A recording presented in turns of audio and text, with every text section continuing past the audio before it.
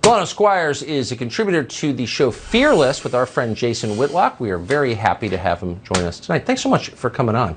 So, parents do or do not have a right to influence their own kids' education. Is there actually a debate about this, do you think, in the rest of the country? Hey, Tucker, thanks for having me on. I don't think the debate is going on in the rest of the country. I think most regular parents understand that the government does not own their children, or at least I hope they understand that. Yes. Really what we're seeing play out is two things.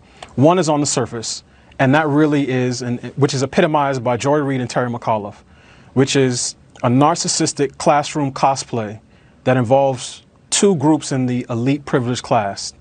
White liberals seeking absolution for sins that they didn't commit, and black liberals seeking empathy for injustices that they didn't endure. And that's on the surface. Okay. Right? I'm going to give our audience a moment to transcribe what you just said and put it on the refrigerators for all time. It's such a great description. Sorry. Okay. Pause over. Please continue. And you hear it coming out in the language that they use, right?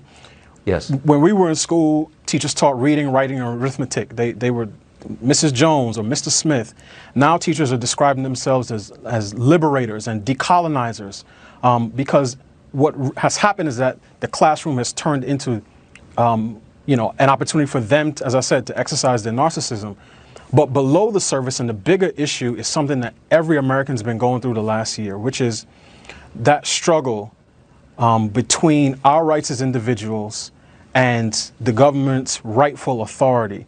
And you see it when churches are trying to stay open during a pandemic. Yes. And the government say, you can't even meet outdoors, but we will okay a 10,000 person rally in the town square. And really, and particularly for Christian parents like me, some of whom have opted out of the school system and decided to homeschool their children, which my family has, really what this comes down to is answering the question, right? Is Jesus Lord or is Caesar king? And really what we're seeing play out is that tension between two competing authorities. And what you see in Virginia, in New York City, in the upper Northwest, is school systems asserting authority that they do not rightfully have. Our children are not theirs. My wife and I are not in a throuple with the federal government or the local government. And they need to realize that parents have rights. And what you see is these mama bears who are standing up and saying, you can't do this to our kids. We don't want race essentialism. We don't want radical gender theory. And what I'm looking for, what I'm really hoping for, is more dads standing up and saying and doing the same things, because for too long, fathers have taken a back seat when it comes to the education of their children. That's and right. What we need now is we need more lions and fewer house cats. Amen.